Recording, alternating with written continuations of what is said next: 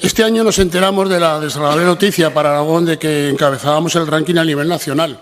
Esto no es bueno, que Aragón vaya número 1 en ranking de listas de espera. Han pasado 6 meses, este plan que presentaron, y ha sido ínfimo. Prácticamente hemos pasado de 8.300 a 7.975, por lo cual 300 y pico pacientes, que yo creo que es muy poco. Lo que tenemos que evitar es que no haya una sanidad de primera y de segunda.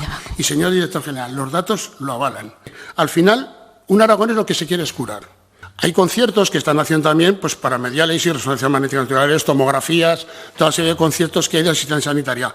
Pues vale, sigan en esa línea. Lo que no podemos permitir es que haya escáneres, tomografías, aparatos radios parados, que no estén parados, que estén funcionando mañana y tarde para intentar disminuir. Vamos a hacer un plan de choque, vamos a ver lo que tenemos en Aragón, pongamos el dinero que haya que poner y donde no llegue lo público, posiblemente podamos hablar de una reducción de listas con este tema.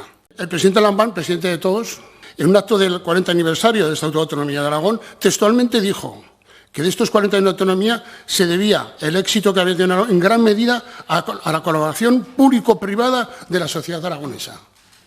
Lo dijo Lambán ayer y estoy de acuerdo con él.